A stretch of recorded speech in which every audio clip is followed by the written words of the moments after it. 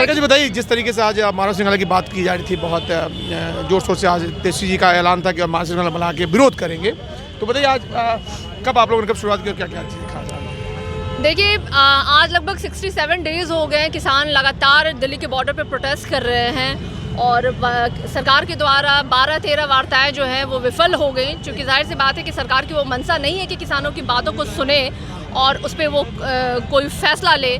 लेकिन हमारे किसान अडिग हैं और वो अपनी मांगों को लेकर के 3 काले कानून, जिसको कि लगातार किसान कह रहे हैं कि ये हमारे पक्ष में नहीं है और सरकार उसे निरस्त करे, वापस ले, लेकिन सरकार ढोंग कर रही है किसानों से बात करने का और इसके बावजूद भी वो सुनने को तैयार नहीं है। और राष्ट्रीय जनता दल, चाहे वो पहला दिन हो जिस दिन ये काले कानून पारित हुए थे, उस दिन से राष्ट्रीय जनता दल सड़कों पे किसानों के समर्थन में खड़ी है और आज भी उसी श्रृंखला में हम लोग आज मानव श्रृंखला बनाए हैं किसानों के समर्थन में कि ये 3 काले कानून जो है वो सरकार वापस ले, निरस्त ले। और जब तक किसान हमारे सड़कों पे प्रदर्शन करते रहेंगे, राष्ट्रीय जनता दल उनके साथ सड़कों पे प्रदर्शन करती रहेगी। आज जो मानव श्रृंखला जो आप लोगों ने बनाया है, कहाँ तक ये है? जैसे कि बिहार में हर जगह किया जा रहा है या कहाँ, कुछ बताएं इसके बारे में।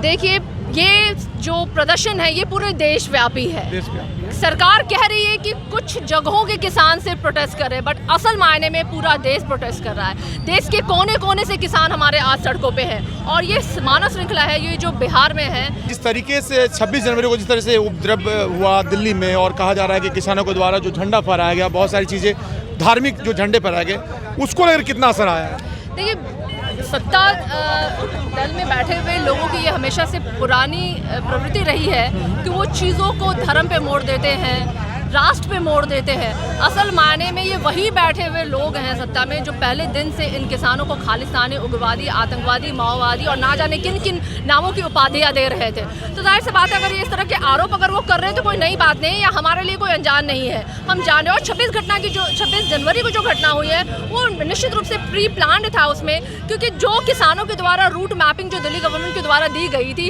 ये जाँच का विषय है कि किन कारणों से आपने उनको जो रूट मैपिंग दी थी, क्या आपने वहाँ अतिरिक्त बलों की तैनाती की थी, अगर की थी तो उसकी डिटेल आप दे दें। किन का, जब आपको ऑलरेडी उसकी थ्रेट पहले से थी तो आपने क्यों नहीं वहाँ पे चौकसी और बढ़ाई? तो ये तमाम विषय ऐसी है जो मुझे लगता है कि वहाँ की जो प्रशासन है वो खुद संदेह के घेरे में आ जाती है। जब प्रदेश का डीजीपी ये कह रहा है कि हमारे साथ विश्वासघात हुआ, क्या विश्वास के सहारे पुलिस काम करती है?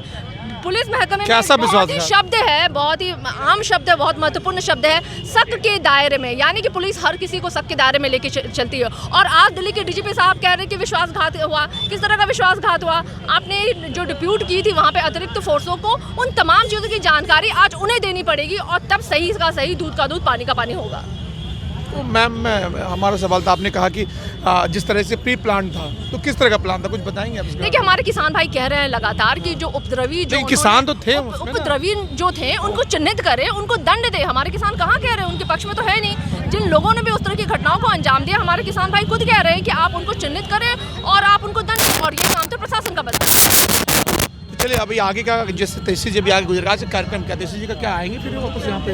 तेजस्वी जी बिल्कुल आएंगे। तेजस्वी जी लगातार पहले दिनों से वो सड़कों पे उतरे हैं और हमेशा ही वो सड़कों पे आपको दिखाई देंगे। किसानों के समर्थन में राष्ट्रीय जनता दल का एक एक व्यक्ति आपको दिखाई देगा सड़कों पे। तो देखा आपने, हमारे साथ राजद की प्रवक्ता थी सारिका पासवान जी ने बताया है कि किस तरीके से वो मानव श्रृंखला बनाकर वो लोग विरोध कर रहे हैं, यानी कि लोगों को राजद के कार्यकर्ताओं द्वारा खुद तेजस्वी यादव जस्ट अभी यहाँ से गुजर के निकल गए हैं, वो आए थे डांगवाला पे, और उनकी जो तेजस्वी यादव खुद मॉनिटरिंग कर रहे हैं पूरे पटना की सड़कों पे, कहाँ कहाँ कैसे श्रृंखला बनाई जा रही है, कहाँ चीज़ें खास है। और हमारे साथ सारिका पासवान ने भी प्रकाश डाला है कि इस मानव श्रृंखला का क्या उद्देश्य है, और बताया 3 काले कानून खिलाफ ही हमेशा। अगर आपको हमारा वीडियो पसंद आया हो तो इसे लाइक करें, सब्सक्राइब करें और साथ ही बेल आइकन दबाना ना भूलें।